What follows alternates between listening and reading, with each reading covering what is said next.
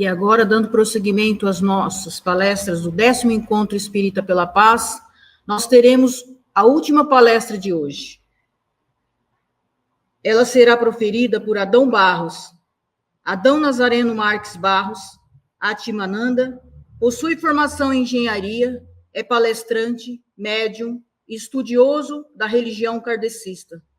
Além de praticante da meditação yogi e tibetana, é monge Swami, da ordem de Characharya.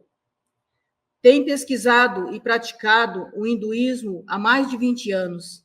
É membro da Self-Realization Fellowship, sociedade mundial fundada pelo mestre indiano Paramahansa Yogananda, para a difusão da ciência da Kriya Yoga, prática milenar para a autorrealização.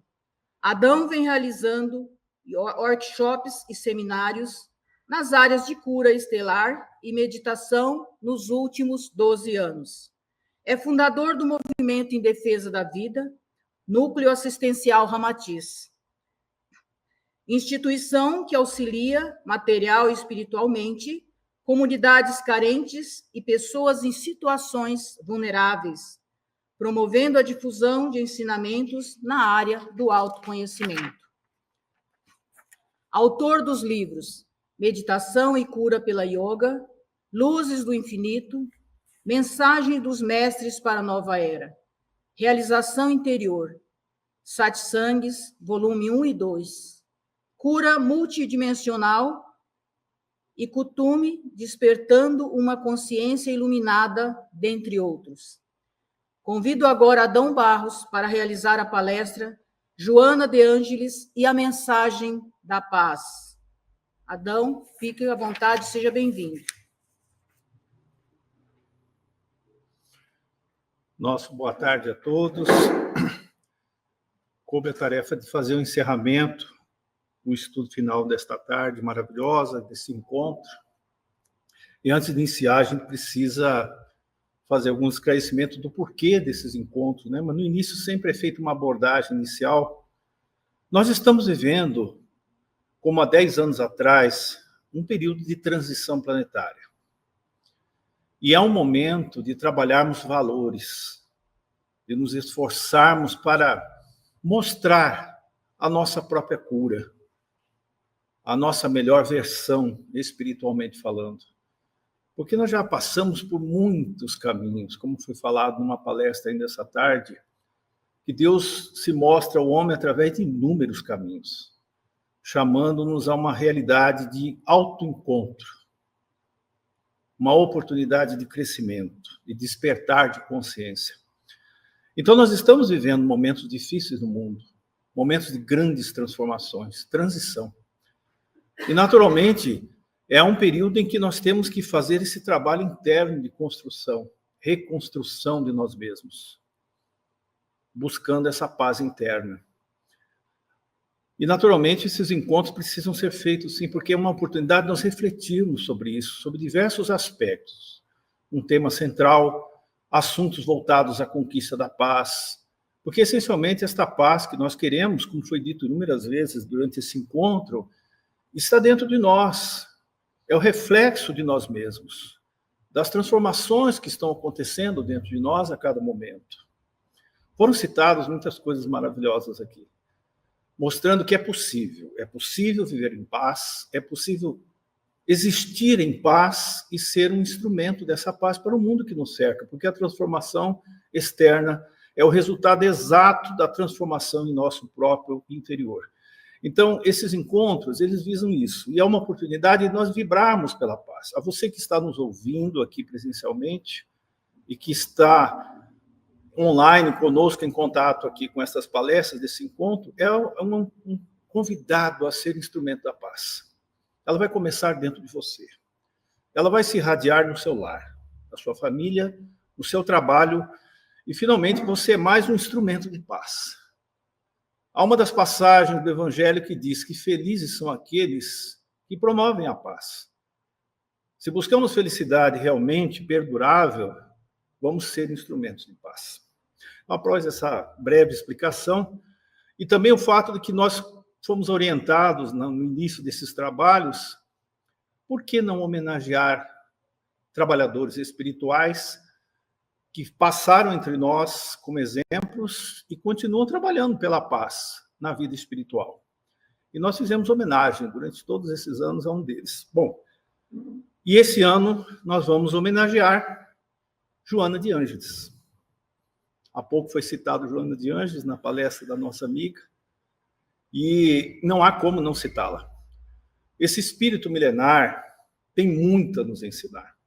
Nós vamos falar da trajetória dela em breves passagens, teve várias existências, mas as principais que marcaram a trajetória desse espírito, e também o seu trabalho final, recentemente, com Divaldo Pereira Franco, através de inúmeras obras, que nós vamos também comentar brevemente no aspecto da conquista da paz. Então, vamos falar exatamente esse tema hoje.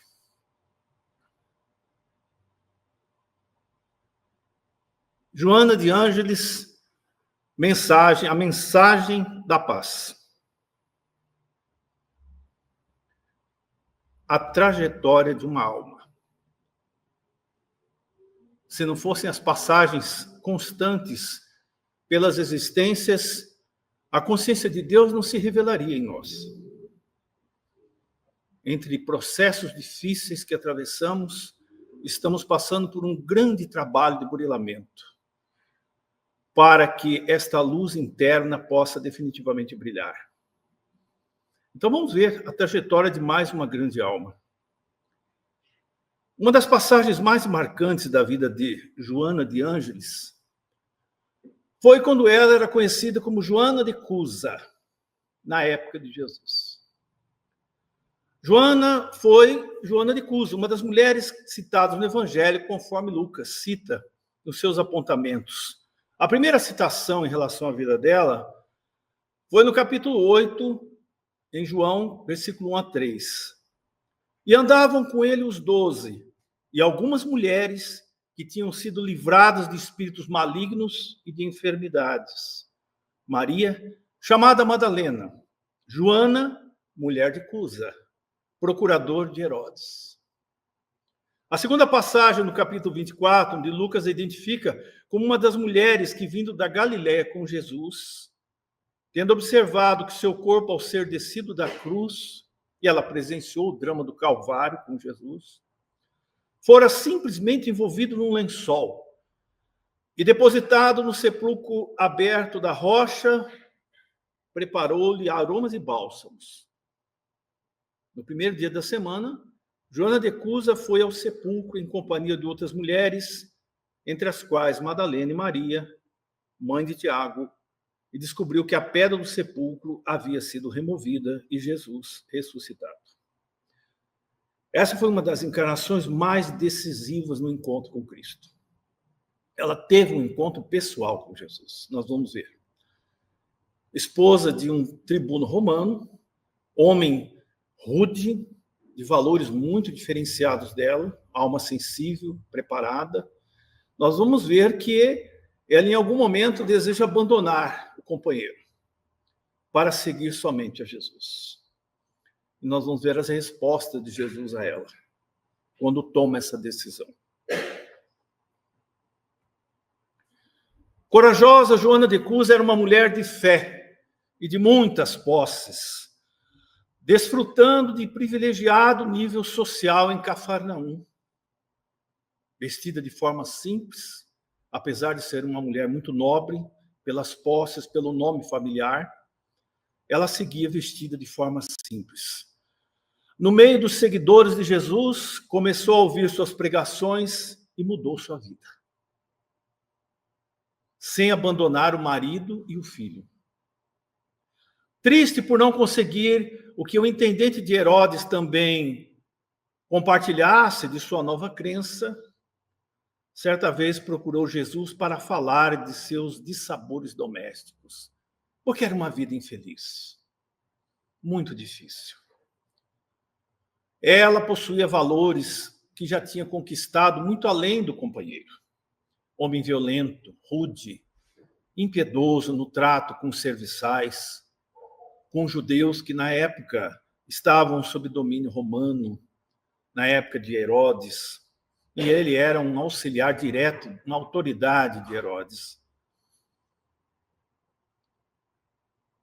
Joana, só há um Deus que é o nosso Pai, Jesus lhe diz, quando ela faz as queixas da vida que tinha com o companheiro. Joana, só há um Deus que é nosso Pai, e só existe uma fé para as nossas relações com o seu amor. Todos os templos da terra são de pedra. Eu venho, em nome de Deus, abrir o templo da fé viva no coração dos homens. A missão de Jesus. Abrir o templo da fé viva no coração dos homens. E Jesus ainda lhe recomenda que volte ao lar. Volte ao lar e ame seu companheiro. Vai, filha, ser fiel. E ela segue o que Jesus pede. Volta ao lar e é fiel ao companheiro até o fim. Mais tarde, o poderoso e rico marido adoeceu. Viúva, com um filho para criar, precisou trabalhar, dedicando-se aos filhos de outras mães e a afazeres domésticos em casas alheias. Ela desce da condição social privilegiada para uma vida de provações e dificuldades, para prover as necessidades de ambos, ela e o filho. E aí chega a época do imperador Nero. E como a maioria de nós sabe a história do imperador romano, Nero, em seus devaneios, manda atear fogo em Roma e culpa os cristãos. Começa a fase do martírio dos cristãos em Roma, nos circos romanos, onde milhares de pessoas foram sacrificadas por simplesmente seguirem Jesus. Perseguida também ela, no ano de 68, ao comando de Nero, foi amarrada a um poste e sacrificada numa fogueira no Coliseu. De 200 a 300 mil cristãos foram executados, acusados de terem colocado fogo em Roma, pelo imperador Nero. Naquele momento, o seu filho no poste ao lado pedia-lhe. Bem, nesse ponto, eu creio que vocês talvez façam ideia de quem era o filho. Divaldo Pereira Franco. Divaldo Franco. O próprio Divaldo. Então, é naturalmente que isso eles nos mostram, nesse momento, que essa história da ligação, essa conexão maternal vinha de muito tempo. Agora vejam o que aconteceu. Seu filho no poste ao lado pedia-lhe, abjura, por mim que sou seu filho, repudia Jesus, minha mãe. Lembra da recomendação de Jesus nos tempos de sua juventude para ser fiel e pede ao filho que se cale em fidelidade a Deus. Se ela abjurasse, salvaria a vida dela e do filho, mas ela não fez. Um dos verdugos se aproxima e pergunta-lhe, o teu Cristo ensinou-lhe apenas a morrer? E ela diz, não apenas a morrer, mas também a vos amar. Responde, perdoando seus carrascos. E ali termina a história, essa vida marcante desse ser maravilhoso. Como Joana de Cusa, a esposa do tribuno romano, auxiliar direto de Herodes, que termina a existência com o filho nos circos romanos, os sacrifícios em Roma por amor a Jesus. Mas não para por aí. Quando alguém encontra com Jesus, é transformado verdadeiramente. Alguém dirá, mas nem todos tivemos esse encontro pessoal. Não é necessário. O encontro com Cristo é um encontro interno. Não é preciso vê-lo fisicamente. É o encontro da consciência que adormeceu e despertou para os ensinamentos do Evangelho do Cristo. Essa é a nossa tarefa mais árdua. Porque Ele está sempre conosco, Mas devemos questionar: já estamos com ele?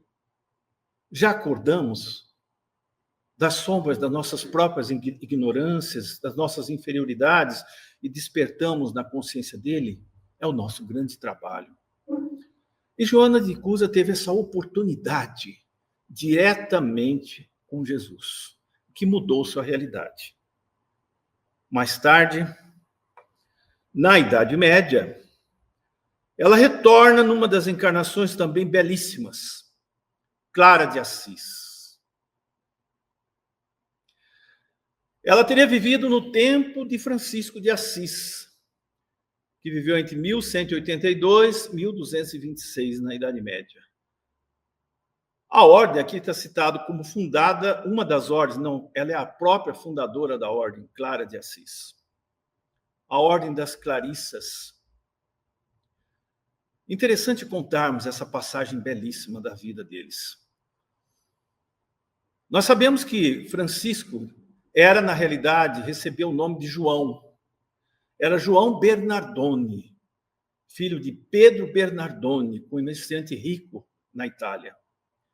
Vamos contar brevemente essa história e citar o primeiro encontro entre ambos naquela época. E o pai desejava que ele fosse comerciante, viajasse pelo mundo, em comércio, se tornasse um homem poderoso, que cuidasse dos seus negócios. Mas ele não faz. Ele segue o outro caminho. Em algum momento, ele deixa o lar. O pai contrariadíssimo, e ele passa a viver somente para servir. Na humildade, no espírito de amor ao próximo, na caridade, num contato amplo com Cristo. Numa dessas idas, onde ele pedia esmolas, nos arredores da atual cidade, que recebe o nome de Assis, era um dia chuvoso. E a cidade sabia que ele havia deixado a casa do pai para viver pelas ruas. Andava com poucas vestes, descalço, e pedia alimentos para entregar aos pobres da região.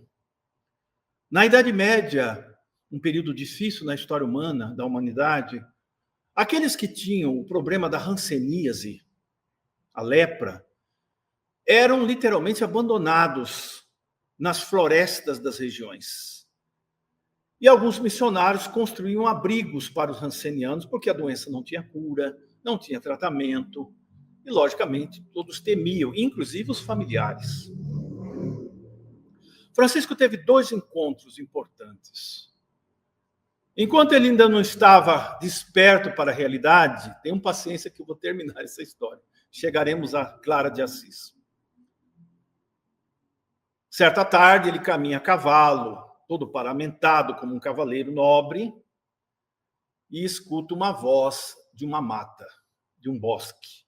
A voz rouca, e o cheiro que exalava era de um corpo em decomposição. E ele para o cavalo e desce. E se aproxima de um homem que esconde o rosto e as feridas em trapos. E ele diz: quem é o senhor? Não se aproxime. Não se aproxime para não adoecer e sofrer como eu sofro. E ele diz a Francisco: apenas ore por mim. Aquele encontro foi de grande impacto na vida dele. Ele não conhecia esse sofrimento, essa miséria. Mais tarde, ele torna-se responsável por pessoas que tinham o mal da hanseníase. E cria abrigos para essas pessoas. Num outro encontro, ele entra num desses leprosários e havia um homem ali revoltadíssimo, que tinha o corpo todo coberto de chagas. E ele entrou ali acompanhado de um dos frades. Eram 200 frades que acompanhariam Francisco. E o homem deu um grito, dizendo que ele não entrasse, que o odiava. E ele diz: eu vim aqui apenas orar. Orar por você, orar pelos demais. E os próprios doentes diziam: não, o senhor não deve fazer nada por esse homem, porque ele é revoltado. E ele é o doente mais grave aqui. E ele entra. E se aproxima do homem que consente em ouvir uma prece. Ao mesmo tempo que ele ouve a prece, ele vai banhando as feridas daquele pobre homem. E o homem maldizendo a Deus. Esse fato é muito interessante. Quando ele termina de banhar os braços e as pernas, o corpo daquele homem na cama, exala-se um perfume de rosas no local. E as feridas, ele observa, haviam desaparecido. Conta-se, o Espírito Miramês nos conta, que ao olhar para Francisco, ele vê a imagem do apóstolo João. Encarnação anterior de Francisco de Assis, o apóstolo João Evangelista. E transforma-se num membro daquela ordem conhecida na época como a Ordem dos Frades Menores, porque eles amavam a vida simples, a pobreza, não o luxo. Voltando a Clara de Assis. Numa dessas andanças, num dia de chuva, a buscar alimento para os pobres e esses necessitados a quem ele atendia, ele bate palmas na frente de uma casa. Ela já o conhecia desde a mocidade, quando eles participavam de muitas festividades naquela região. Abre a janela e vê ele todo ensopado, carregando um alforje com alimentos, todo ensopado pela chuva. E ela dá uma chamada de atenção nele. O que você está fazendo? Você enlouqueceu? Você é filho de um homem rico. Você poderia estar na sua casa, junta tudo, e você está pedindo esmolas pelas ruas. E bate a janela na frente dele. Ele permanece lá e agradece. Conta-se que ela cai em pranto. Profundo pranto de arrependimento daquela noite. Mais tarde, ela pede aos pais também para seguir o caminho dele. E aí começa o exemplo de duas grandes almas, Clara e Francisco. Quantos poemas, né? Quantos filmes belíssimos já foram feitos sobre esses dois seres maravilhosos. Então, Joana de Cusa reencarnou naquela região como Clara. Aqui nós temos uma imagem dela à esquerda, junto a Francisco. Mas lá embaixo, vocês vão ver uma imagem do corpo de Clara, incorruptível, me parece-me, sem certezas, em Assis, na região de Igrejas de Assis. Muito bem. Mais tarde, ela retorna no México, como a Soror Juana Inés de la Cruz. No México, foi Juana Asbadie Ramírez de Santillana. Ela nasceu em 1651 em São Miguel Neplanta, filha de Manuel Asbadie, espanhol, e de Isabel Ramírez Santillana, indígena. A mãe era indígena. Criança precoce. Começou a fazer versos aos 5 anos de idade. Aos 13, foi convidada pelo vice-rei da Espanha, o Marquês de Manchera, para a dama de companhia de sua mulher, encantando a corte com a sua beleza, inteligência e poemas. Ela tinha uma beleza e uma inteligência precoce, fruto da questão evolutiva da alma, né? Que impressionava as pessoas, desde a adolescência. Aos 16, com uma sede de saber maior que a ilusão de prosseguir, brilhando na corte, ela ingressa no convento das Carmelitas Descalças, uma ordem da Igreja Católica naquela época, indo depois para a ordem de São Jerônimo da Conceição, tomando o nome de Soror Juana Inés de la Cruz. Aqui nós temos uma imagem da época. Ela foi retratada escrevendo, né, estudando as Escrituras, o Evangelho, ficando conhecida pelos seus hábitos de estudo como monja da biblioteca, na Ordem das Carmelitas.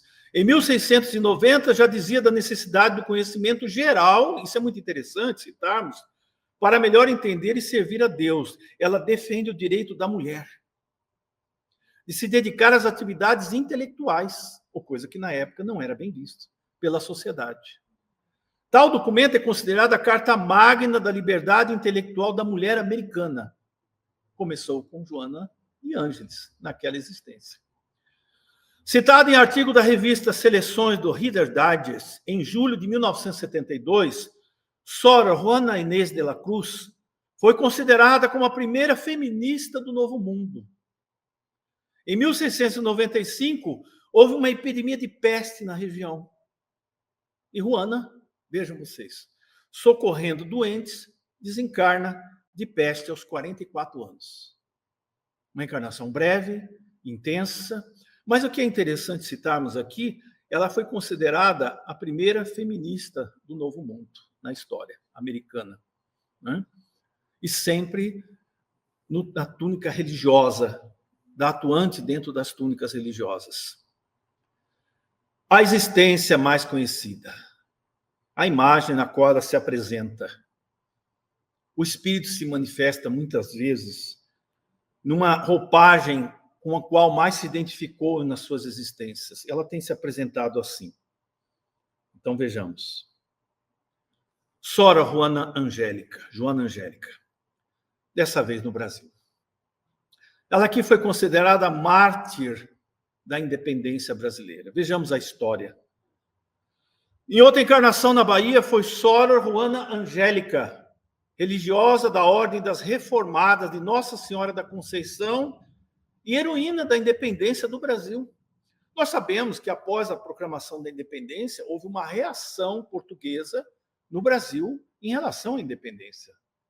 Muitas revoltas, houve muitos ataques no Brasil para que isso não se consolidasse, o que levou quase um ano ainda, gradualmente, para que se aceitasse a independência brasileira.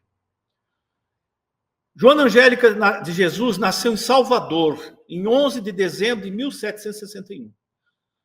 Entrou para o noviciado no convento de Nossa Senhora da Lapa em 1782, pronunciando os votos um ano depois.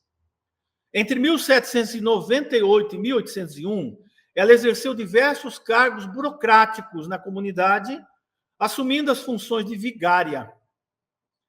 Conduzida ao posto de conselheira em 1809, retornou ao vicariato em 1811. Eleita abadesa em 1814, já alguns anos antes da proclamação da independência, esteve à frente do convento até 1817, sendo reeleita 3 anos depois. Bom, durante as lutas da independência, em 19 de fevereiro de 1823, os soldados portugueses, liderados por um general chamado Madeira de Melo, general Madeira de Melo, que atacou a cidade de Salvador.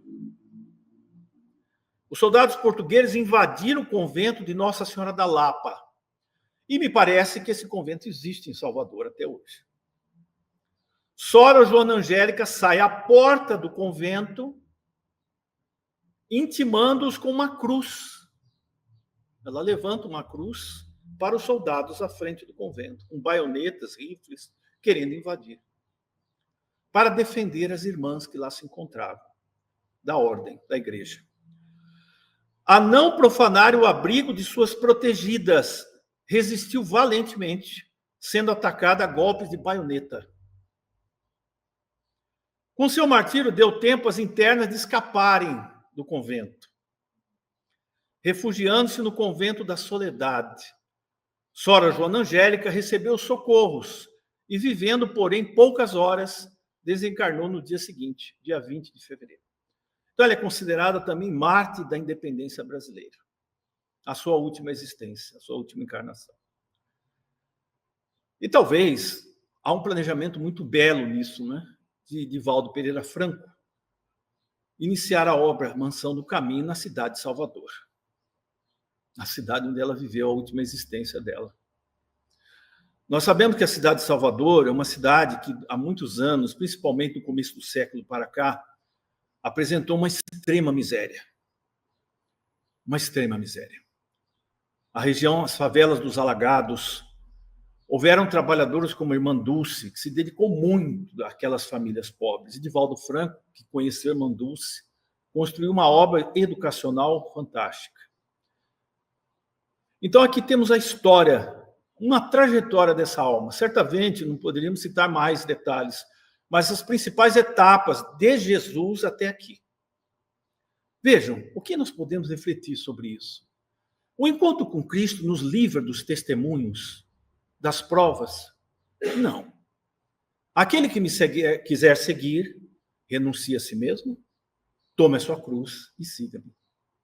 A cruz representa as nossas provações, o desafio da nossa transformação, que terminará num estado de consciência iluminado pela paz. Das lutas à paz. As nossas lutas não são externas. Jamais conseguiremos construir uma paz perdurável no mundo por meio de acordos que não prosseguem. Estamos vendo exemplo disso atualmente.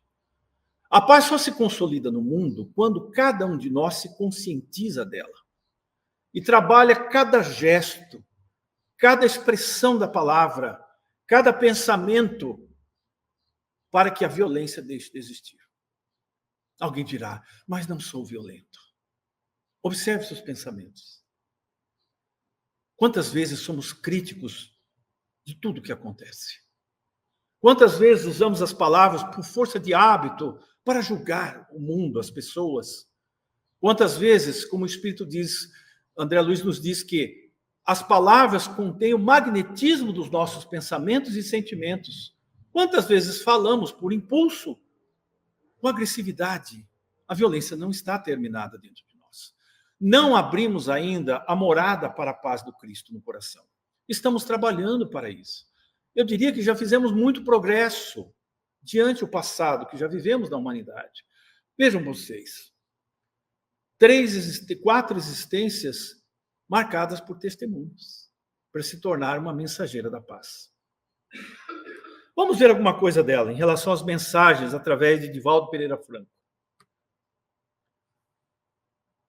A mensagem de paz de Joana de Ângeles, como ela se denomina, espírito mentor psicografado pelo médium Divaldo Pereira Franco, é centrada no amor, na esperança e na renovação espiritual. Vejam, todas as mensagens dela são baseadas no amor, na esperança que se renove sempre, de sermos cada vez melhores, como eu disse no início, de assumirmos a nossa melhor versão, porque nós somos seres divinos, sim, não temos que temer afirmar isso, encobertos pelo véu da ignorância de quem somos.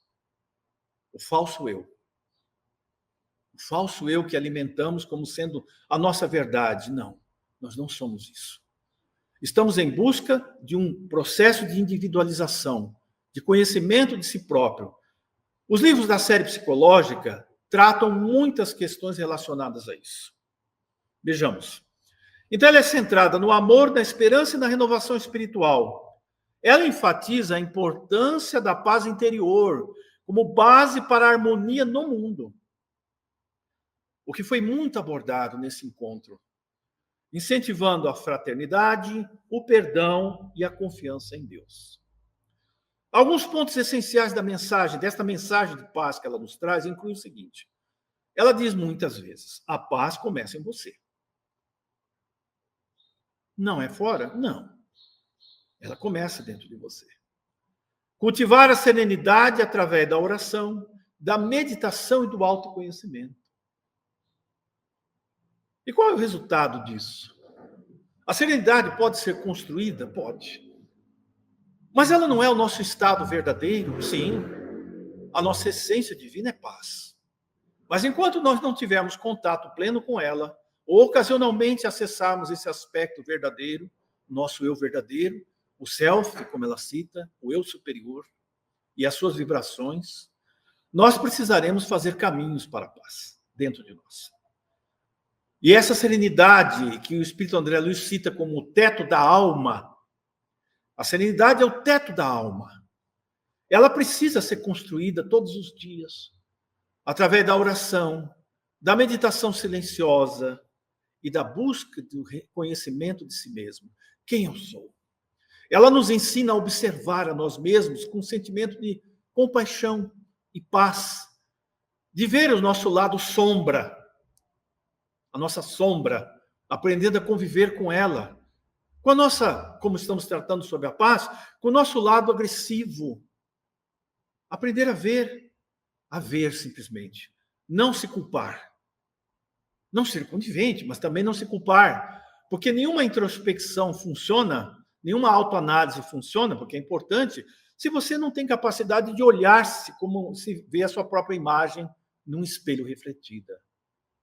O panorama dos seus pensamentos. Qual é o padrão dos meus pensamentos?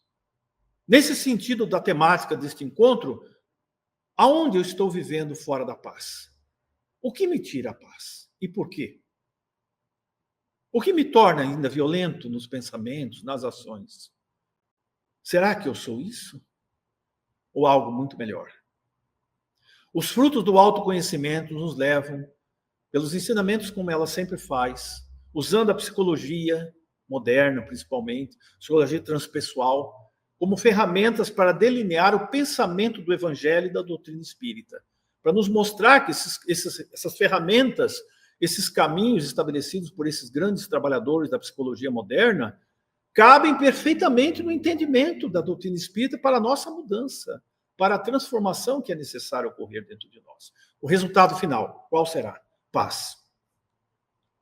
Vai ser paz. E Deus é paz.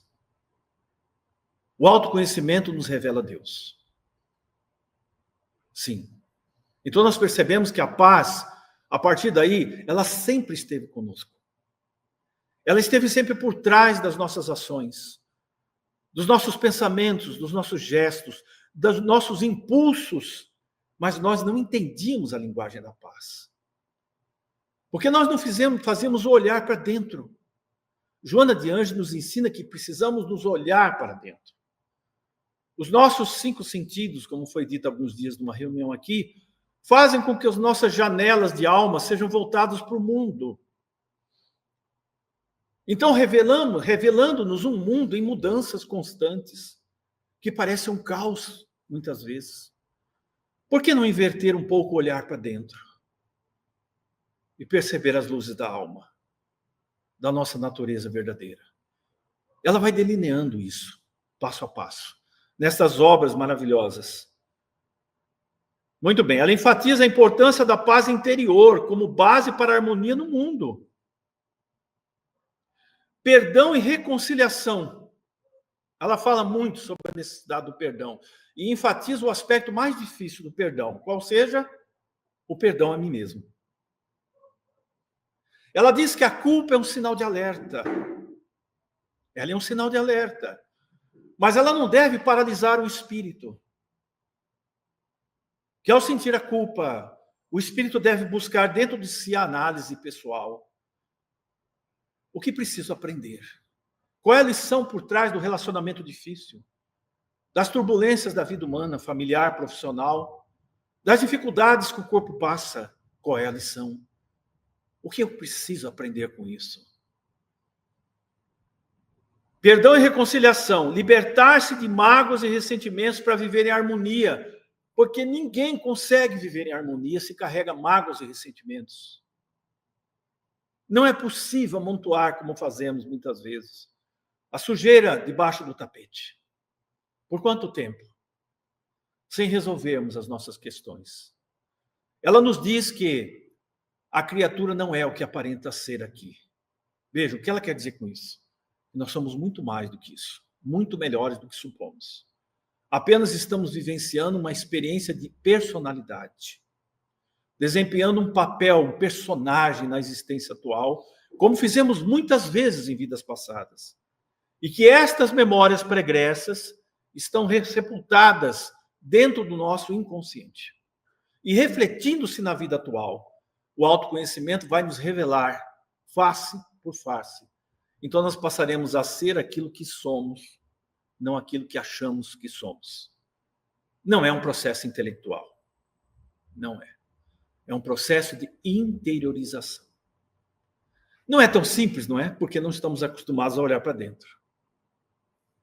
Ela nos convida a esse trabalho. Outro aspecto da mensagem de paz de Joana. Fé e confiança na vida. Acreditar que os desafios são oportunidades de crescimento. E que Deus guia cada passo. Ele é a testemunha de todas as nossas vidas. Só que o esquecemos. Em vez de procurar nas fontes internas a inspiração, a intuição para agir, agimos por impulsos. Fazemos escolhas equivocadas. E, posteriormente, passamos pelo retorno, que são os sofrimentos gerados por nós mesmos. Não vem de Deus, como foi dito essa tarde. Então, é preciso ter uma atitude de fé e confiança na vida. Sim, isso é um dos ingredientes fundamentais para a sustentação da paz em nós. Acreditar que desafios são oportunidades de crescimento. São oportunidades de você superar a si mesmo. E aos poucos entender que sim, Deus está conosco. O tempo inteiro. Serviço ao próximo. Ajudar os outros com amor. Promovendo a paz coletiva. Cada vez que eu saio de mim mesmo para atender as necessidades de alguém, e eu faço com amor, é um detalhe fundamental, eu estou contribuindo pela paz do mundo. Eu sou o primeiro a me beneficiar da paz. Renovação constante, transformar pensamentos e atitudes para construir um mundo melhor. O mundo é um resultado do que acontece dentro de mim. Os meus sentidos, a minha percepção do mundo, depende muito do meu estado de consciência. Quer um exemplo? Quando não estamos bem, uma linda manhã parece um dia triste. O dia está maravilhoso, mas eu não estou bem comigo mesmo. Eu estou trazendo mágoas da véspera, problemas e preocupações das quais eu não consigo me afastar. Então o mundo parece não ter beleza. Mas mesmo que o dia esteja cinzento e eu estou em paz, eu encontro beleza. O mundo que vejo, o mundo que me cerca, é o retrato imediato, perfeito do que se passa dentro de mim. O reino de Deus está dentro de nós, aguardando nossa atenção, nosso reconhecimento. Joana de Anjos costuma dizer: a paz é fruto do amor que se irradia de corações tranquilos, que confiam na divina providência. Há uma passagem muito interessante, para não cansá-los muito. Conta-se que uma embarcação enorme estava para naufragar. E a correria no convés era imensa. Havia muito desespero. As pessoas se atiravam no mar, pegavam o primeiro bote salva-vidas, disputavam o espaço nos botes salva-vidas, como acontece nesse tipo de tragédia, né? Que tudo tem um sentido. Mas é interessante que do lado da cabine do capitão havia uma criança brincando com um carrinho, no meio de toda aquela turbulência e sofrimento. E nisso uma pessoa para: menino, venha, senão você vai morrer. Ele olha para o homem e diz assim: não, você não está com medo, menino? Não, não estou com medo. Por quê? Porque meu pai está no comando. O comandante era o pai dele. Por que temos medo? O pai está no comando. Então, as provas e diversidades que passamos vêm para nos mostrar que alguém está trabalhando através de nós. É Deus. A segurança da alma. Então, a paz é fruto do amor que se irradia de corações tranquilos, que confiam na divina providência. Não aguardes que os outros te façam pacífico.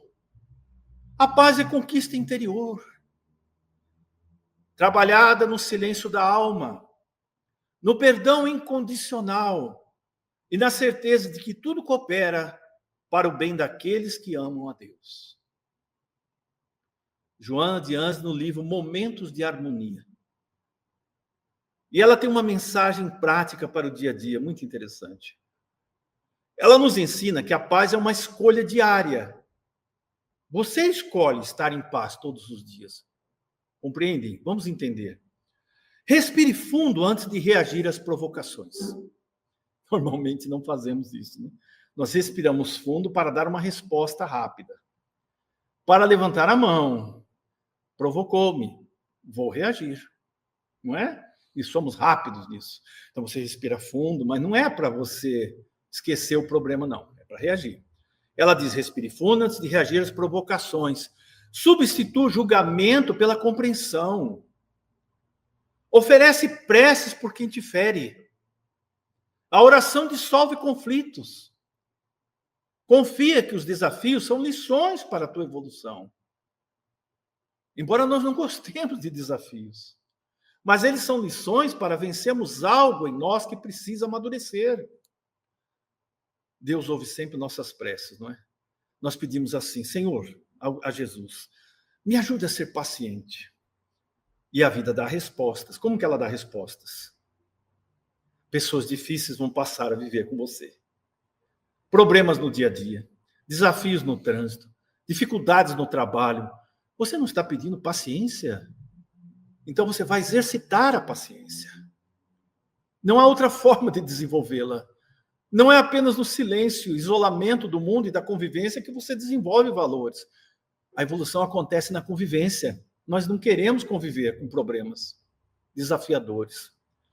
Vejam só. E ela ainda reforça: a paz do Cristo não é ausência de lutas. A paz do Cristo não é ausência de lutas, não é ausência de problemas, mas a certeza da vitória, porque ele já venceu o mundo. Eu venci o mundo. Se ele venceu o mundo, ele nos mostrou o caminho para vencer. Se nós seguirmos o caminho, também venceremos. Vencer o mundo, vencer as lutas da existência. Saímos daqui vitoriosos. Se ele venceu o mundo, nós também poderemos. Mas o jugo do Cristo, o fardo dele é leve, o jugo é suave. Mas quem quer? Quem quer servir? Buscar no amor ao próximo, no sacrifício pelas pessoas em sofrimento, a paz interior. Quem faz isso? Não são todos. O jugo dele é leve, realmente. Nos traz apenas como dever isso, para sentirmos a sua paz conosco. Mas quem quer fazer isso? Queremos que os nossos problemas acabem logo, para retornarmos à suposta zona de conforto. Está tudo bem, estou em paz, porque não tenho problemas. Quanto tempo vai durar isso? Não dura horas, não dura dias. Novos desafios surgem. Então, paz do Cristo não é ausência de lutas.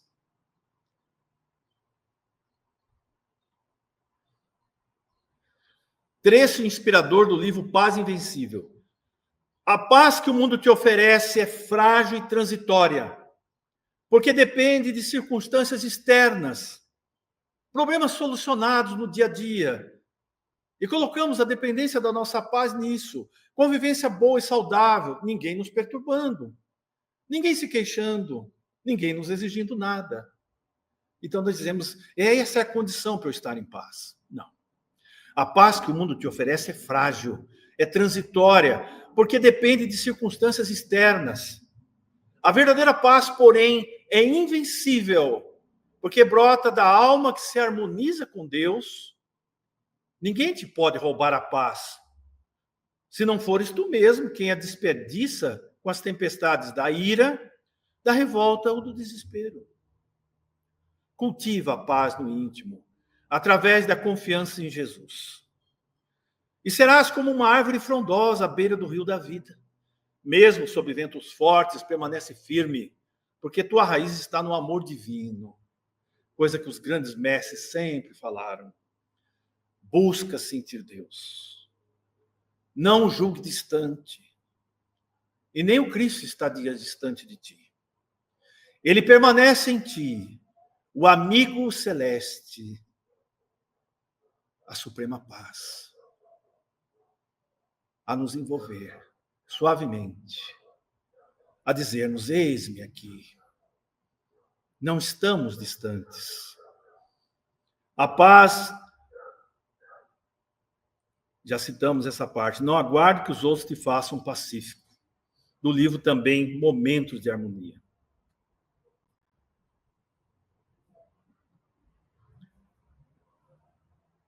Ela nos diz também sobre paz interior, que ela começa com a tranquilidade de consciência e a harmonia interior, livre de remorsos e receios. O poder da palavra, ela ressalta a importância de usar palavras com sabedoria, como um instrumento de paz e esperança e não de conflito. Não criarmos conflito com as palavras. Temos muito cuidado com o que falamos. perdemos a paz facilmente no dia a dia por conta disso. Perdão e compaixão. A autora espiritual enfatiza a necessidade de perdoar e cultivar a compaixão. Lembrando que a paz se fortalece quando superamos ofensas e mágoas. Não é simples, não é mesmo? Superarmos ofensas e mágoas. Muitas delas fazem anos que carregamos conosco. Não superamos. Nós simplesmente suprimimos os sentimentos, mas não elaboramos os sentimentos. E, portanto, não sentimos paz interna. Algo está impedindo. Algo está criando obstáculos a isso. Então, começamos a buscá-la no mundo externo. Mas ela é estado interior. Ela não depende de circunstâncias externas. Paramahansa Yogananda dizia o seguinte: o encontro com Deus é marcado por um sentimento sereno de paz e alegria, que não se abala pelas circunstâncias. O grande teste é esse. Quando você começa a sentir essa paz, essa alegria em seu interior, mesmo nas adversidades da vida, você está se encontrando com Deus. E a sua presença já está irradiando a sua luz através de você. Hoje o primeiro tema foi: brilhe vossa luz. Resiliência diante das dificuldades, também ingrediente de paz. Ela aconselha manter a serenidade e a confiança em Deus, mesmo diante de provações. Esse é o grande teste. Usando a oração como ferramenta e fortalecimento. Amor ao próximo. O amor ao próximo é um dos pilares centrais das suas mensagens, e não poderia deixar de ser. Incentivando a prática da caridade, do serviço ao próximo, como caminho para a paz. Há uma antiga frase que diz o seguinte, talvez vocês conheçam: quem não vive para servir, também não serve para viver. Porque não atende os propósitos da vida. Quem não vive para servir, não serve para viver. Ainda não entendeu o que é a existência. A busca pela evolução espiritual, ela diz que a paz duradoura é vista como resultado do crescimento espiritual, da busca por conhecimento e da prática do bem. Algumas frases notáveis dela. Viva sempre em paz. Uma consciência tranquila que não traz remorso de atos passados e nem teme ações futuras, gera harmonia. Outra frase. O silêncio é a gentileza do perdão, que se cala e espera o tempo. Olha, o silêncio é a gentileza do perdão que se cala e espera o tempo, porque aquele ser não tem algo mais para te oferecer. O tempo fará a transformação. Porque a mesma presença divina que está dentro de nós está naquele ser. E um dia, esta presença será reconhecida. A ofensa silenciada, uma agressão desculpada, um golpe desviado evitam conflitos que ardem em chamas de ódio. E não te canses de amar. Esta frase é muito forte dela. Não te canses de amar. Porque nós já nos cansamos das provas da vida. Já nos cansamos de repassar as mesmas circunstâncias. Mas não nos cansemos de amar. Jamais.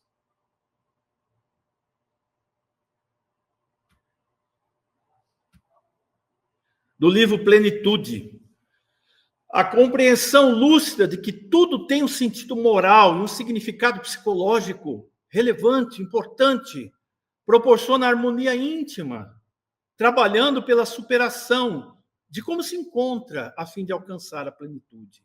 Então, essa compreensão lúcida, tudo tem um sentido, um aprendizado para o meu crescimento. Então, eu vou me superando da condição que eu estou hoje para atingir esse estado de iluminação, fazendo a luz interior brilhar, definitivamente. Ela diz assim, olha só, que esperança isso, né? O ser humano está fadado à plenitude. Nós estamos fadados à felicidade. Não tem como fugir disso.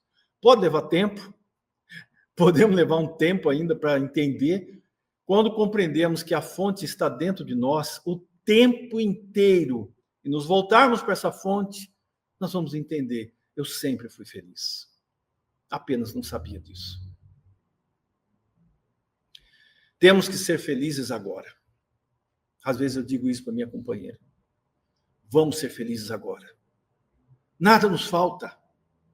Mas como nada nos falta? Talvez você esteja pensando, o quê? Há muita coisa que não está resolvida na minha vida. Nós temos a Deus. Nós temos a Deus. Nós temos o Cristo. O que é que nos falta? Não nos falta nada para sermos felizes. Então temos que ser felizes agora. Nesse exato momento. A partir de hoje entendermos isso. Então o ser humano está fadado à plenitude. Encontro com a paz e a saúde, o livro. E ela fala desse autoencontro, né? Nos mostrando que esse autoencontro depende de atitudes básicas, 4 atitudes básicas. Primeiro, você tem que agir. Não há como melhorar sem ação. Segundo, a meditação como recurso para a paz interior. Acessar as fontes internas de Deus na própria alma. Através do silêncio. Como o sábio disse no sábado à noite, aprenda a ouvir a voz do silêncio, os sons do silêncio. Consolar. E, finalmente, a reflexão. Ação, meditação e ação. Seria o momento, a forma correta. Eu medito e eu vou agir. Eu vou consolar, porque eu vou servir. E eu vou refletir sobre mim mesmo a cada momento do caminho. O que eu estou me tornando? O que eu estou me tornando? Eu poderia questionar isso a todos nós aqui e aos que nos ouvem.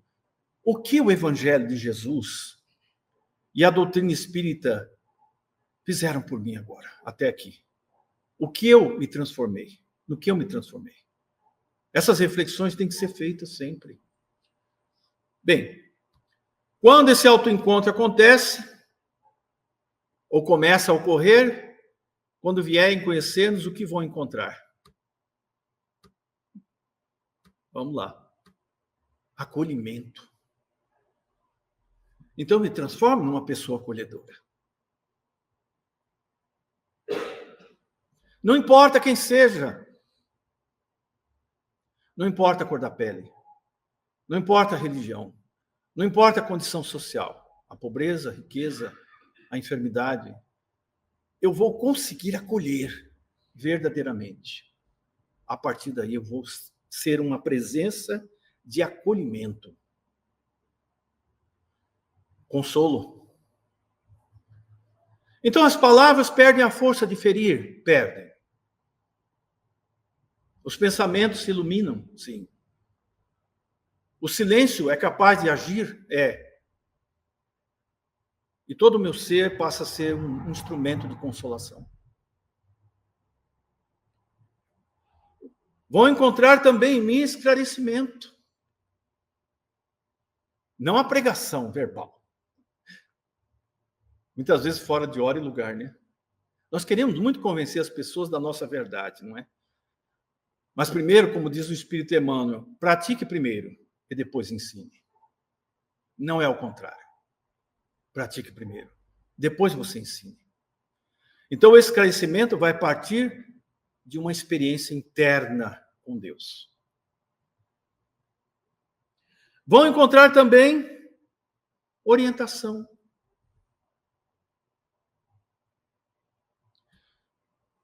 Eu sou o caminho, a verdade e a vida.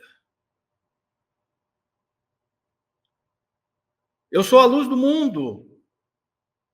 E quem me segue não anda em trevas, mas terá a luz da vida. João, capítulo 8, versículo 12. A consciência começa a ser iluminada. Vinde a mim, todos vós que estáis aflitos e sobrecarregados, que eu vos aliviarei.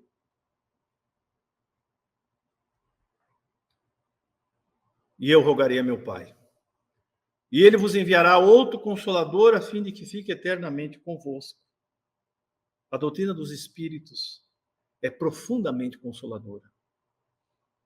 Mas aqui nós não estamos referindo à doutrina em si, mas um estado de alma que despertou, ou está em despertar. Bem, vamos citar agora 2 grandes exemplos para finalizarmos, que marcaram a história da paz no mundo. Hoje foi citado um pela nossa querida Jônia. O outro nós vamos falar um pouco sobre as citações e a vida dele, bem rapidamente. Houveram grandes trabalhadores da paz. O primeiro deles foi Mahatma Gandhi. A palavra Mahatma significa grande alma. Maha, grande, Atma, alma. Mohandas Karamchand Gandhi. Gandhi dizia o seguinte: quem olha Gandhi nessa fase da vida dele não imagina quem ele foi. Ele era um homem violento, agressivo, rebelde. Ele não aceitava a dominação inglesa na Índia. No primeiro dia que ele volta de Londres com diploma universitário, o condutor do trem diz assim: não, aqui não é seu lugar não, você vai para a 3ª classe. E ele não gostou daquilo, ficou na 1ª classe, porque ele era um advogado formado, e ele merecia estar, ele pagou a passagem da 1ª classe. Aí chegaram na primeira estação, jogaram ele para fora do trem. Ele tinha uma revolta muito grande. E isso impulsionou a trabalhar a independência da Índia.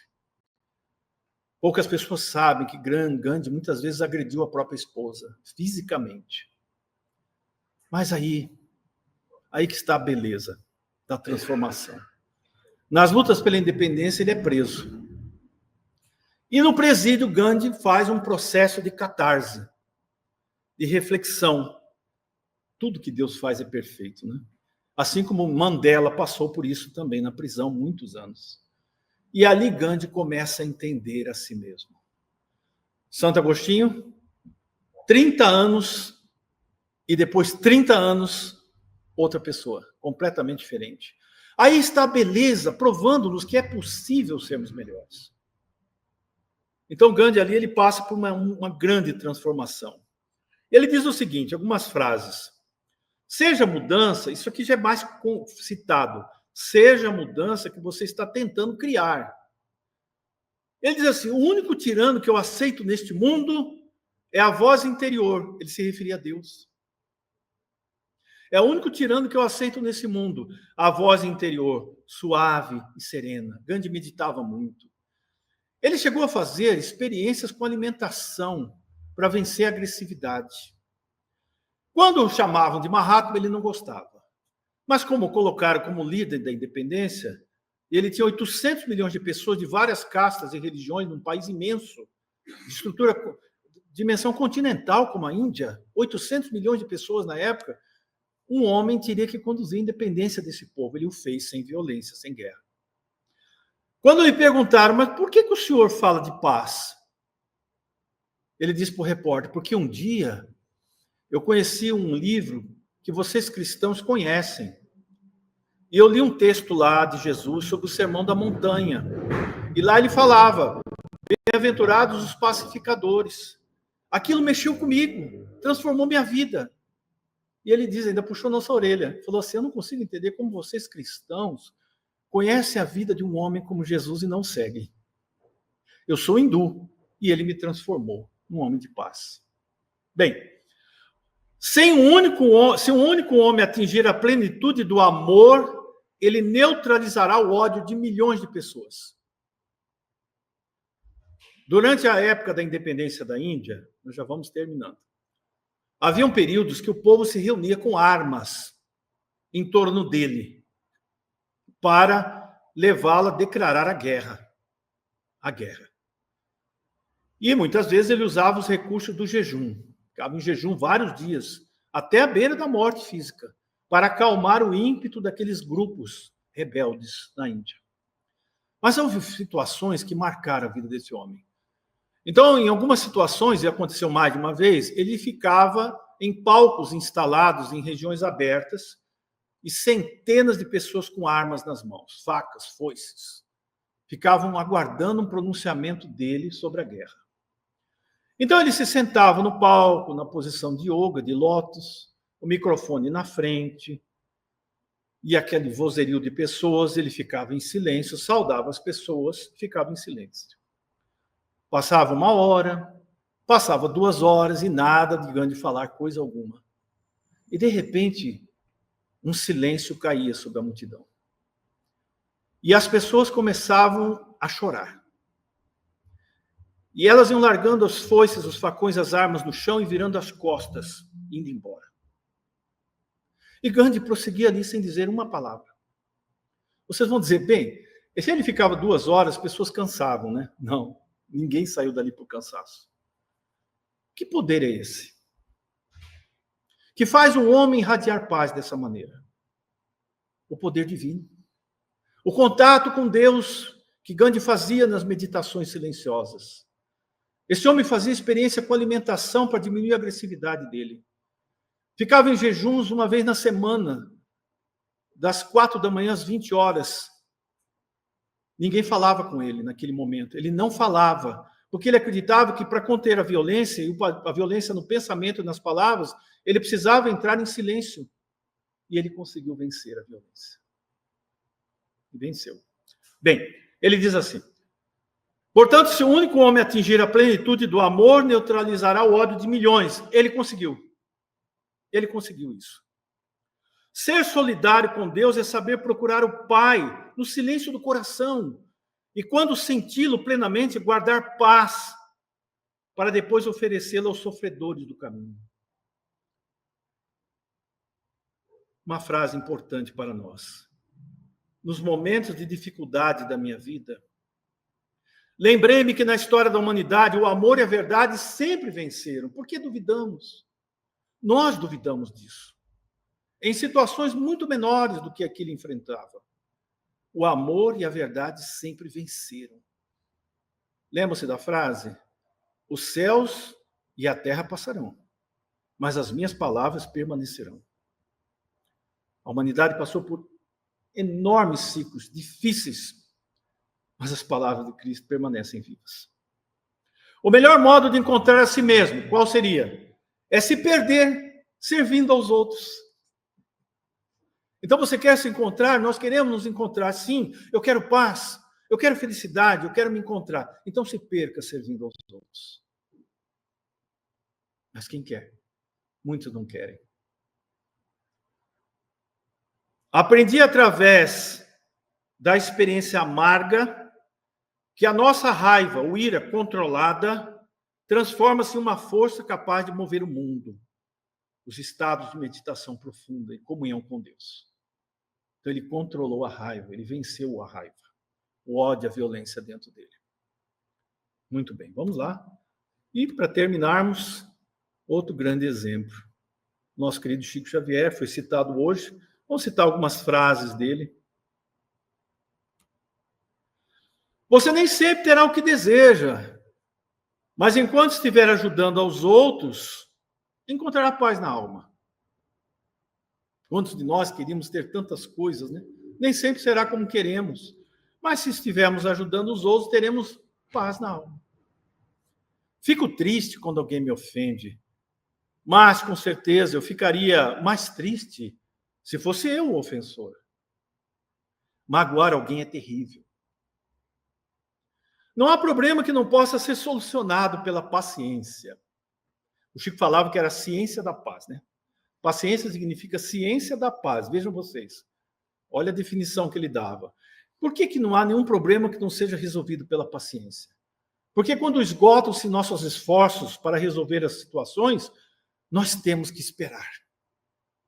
O socorro divino virá, sempre vem, mas na hora certa. Então ele dizia, não há problema que a paciência não solucione. Quem tudo suporta em silêncio, calúnia, agressão, injúria, conquista uma autoridade moral que faz calarem os opositores e transforma a aversão em admiração. E é isso. E felizes os que promovem a paz, para encerrarmos, que serão chamados filhos de Deus. É uma frase de Mateus, que citamos no início. E é isso. Muito obrigado. Paz a todos.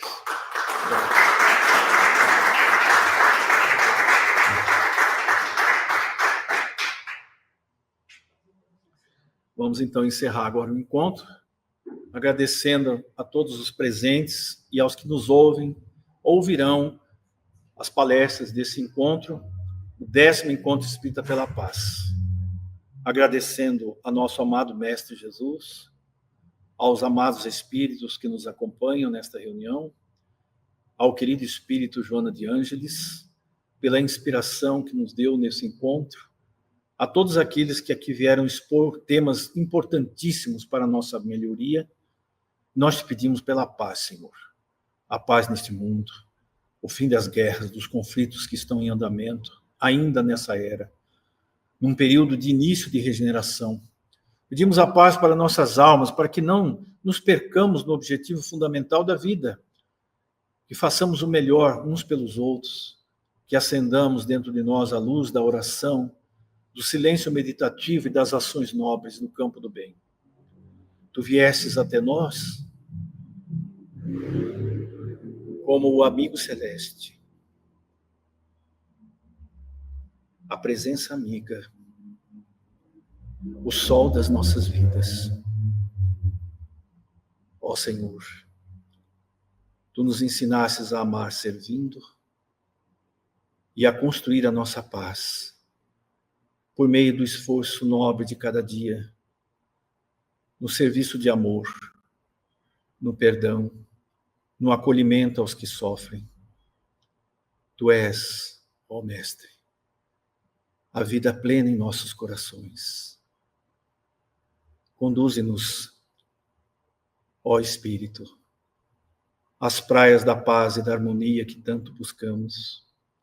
Sim, sabemos que Tu venceste o mundo, mas ainda estamos, Senhor, envolvidos nas lutas internas e externas, no orbe escola da qual Tu és o governador sublime.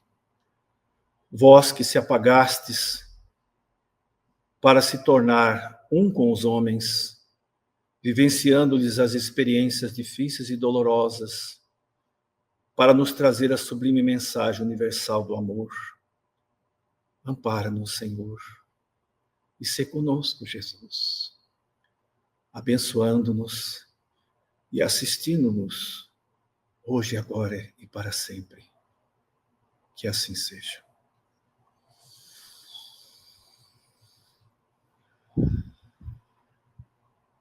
Que assim seja. Muito obrigado a todos. Muita paz.